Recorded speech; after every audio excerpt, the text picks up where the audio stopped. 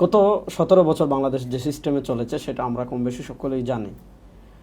আমাদের প্রাথমিক শিক্ষা ব্যবস্থার ভয়ঙ্কর যে দিকটা হলো সেটা হলো আমাদের দেশের প্রাইমারি স্কুলে ইসলাম শিক্ষা সাবজেক্ট আছে, ইসলাম শিক্ষা বইও আছে। দেখেন, আপনি যদি ডাক্তারি বিদ্যার বই পড়াতে হয় তাহলে কিন্তু ডাক্তার লাগবে, অন্য কেউ পড়াতে পারবে না, আমি পড়াতে পারবো না।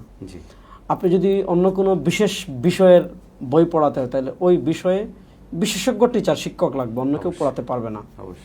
কিন্তু আমরা বাংলাদেশে সংখ্যাগরিষ্ঠ মানুষ মুসলিম, আমাদের বাংলাদেশের মানুষের জন্য অত্যন্ত কষ্টের এবং দুঃখের একটা জায়গা হলো আমাদের দেশে প্রাইমারি স্কুলে ইসলাম শিক্ষা বই আছে, কিন্তু ইসলাম শিক্ষা পড়ানোর জন্য আলাদা শিক্ষক নাই।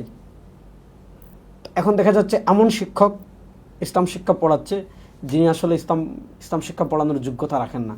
এবং আমি আপনাকে এই আমাদের গণমাধ্যমের কিছু রিপোর্ট আপনার সামনে পেশ করি, তাহলে আপনি বিষয়টা আরও বুঝতে পারবেন।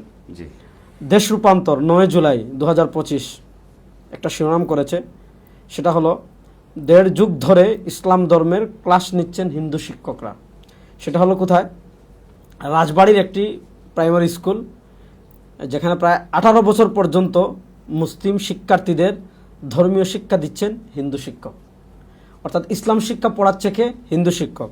সেটা লিখেছে সেটা রিপোর্ট করেছে দেশ রূপান্তর 9 জুলাই 2025। মৌলভীবাজারের কোলাউড়ায় একটি প্রাইমারি বিদ্যালয়ে 90% মুসলিম শিক্ষার্থীর জন্য কোনো মুসলিম শিক্ষকই নেই। এটা বাংলাদেশ জার্নাল 17 সেপ্টেম্বর 2018। একই চিত্র সুনামগঞ্জের ধর্মপাশা ও মধ্যনগর উপজেলার, সেখানে 11টি প্রাথমিক বিদ্যালয়ের সব শিক্ষক হিন্দু ধর্মাবলম্বী, ফলে হিন্দু শিক্ষকগণ সেখানে ইসলাম ও নৈতিক শিক্ষা বিষয়ে পাঠদান করছেন। এটা হলো সমকাল 16 নভেম্বর 2023, শিক্ষাবার্তা 26 ফেব্রুয়ারি 2025। সেখানে তারা রিপোর্ট করেছে ফেনী শহরতলির তুলাবাড়িয়া সরকারি প্রাথমিক বিদ্যালয়ের চিত্র। স্কুলটিতে দীর্ঘ 10 বছরে একজন মুসলিম শিক্ষক না থাকায় সেখানে ইসলাম ও নৈতিক শিক্ষা পাঠ দিচ্ছেন হিন্দু শিক্ষক। এখানে একটা বিষয় যেটা আসবে সেটা হচ্ছে যে তাহলে প্রতিটা শিক্ষা প্রতিষ্ঠান কি প্রত্যেক ধর্মের জন্য আলাদা আলাদা ধর্মীয় শিক্ষক নিয়ে দিতে হবে?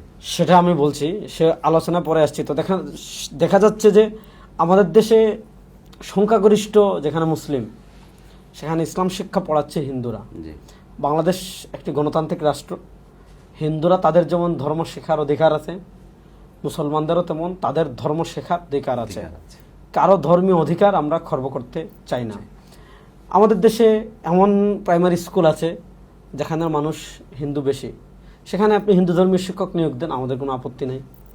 কিন্তু বেশিরভাগ জায়গায় এখন তো ধর্মীয় শিক্ষক নাই, না থাকার কারণে হিন্দুরা পড়াচ্ছে এবং এমন লোক পড়াচ্ছে তার ধর্মীয় কোনো জ্ঞান নাই। এজন্য আমরা মনে করি নৈতিকতা শেখানোর জন্য ধর্ম শিক্ষার গুরুত্ব অনেক বেশি। এজন্য প্রথমত আমাদের দেশে ইসলাম শিক্ষা আছে কিন্তু ধর্মীয় শিক্ষক কোনো পদ নাই। এজন্য প্রথম পদ সৃষ্টি করতে হবে, তারপর প্রত্যেক প্রাইমারি স্কুলে একজন করে ধর্মীয় টিচার নিয়োগ দিতে হবে। এটা হলো আমাদের মৌলিক দাবি। এবং স্বাভাবিকভাবে বাংলাদেশে যে দুটো শিক্ষা ধারা আছে, একটা হলো আলিয়া শিক্ষাধারা, একটা হলো কওমি শিক্ষাধারা। আমি কোনো শিক্ষাধারাকে ছোট করব না, কিন্তু বাস্তবতা তো আপনাকে স্বীকার করতে হবে। শিক্ষা দীক্ষা ইসলামের মৌলিক বেসিক যে জ্ঞানের জায়গাগুলো আছে, কোরআন সুন্নাহ বা কোরআন তিলাওয়াত, দ্বীনি তালিম, এগুলোর ক্ষেত্রে বর্তমানে কওমি মাদ্রাসা আলিয়া মাদ্রাসা থেকে এগিয়ে আছে, এটা আপনাকে মানতে হবে, এটা হলো বাস্তবতা। তো সেজন্য যেহেতু বাচ্চাদেরকে ধর্মীয় বিষয় শেখাতে হবে, তো ধর্মীয় শিক্ষক যেহেতু লাগবে, আর ক্ষেত্রে ধর্মীয় শিক্ষার ক্ষেত্রে কওমি মাদ্রাসা এগিয়ে আছে, সুতরাং আমরা মনে করি এখানে কওমি আলেমদের সুযোগ সৃষ্টি করতে হবে।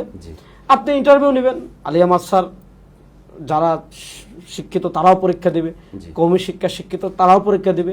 মানে কওমি আলেমদেরকে পদ সৃষ্টি করা, তারা যদি যোগ্যতায় অন্য চেয়ে এগিয়ে থাকে তাহলে তারা আসবে।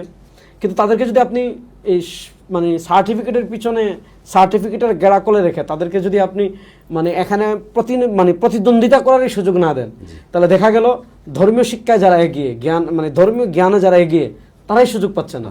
এটা তো খুব দুঃখজনক।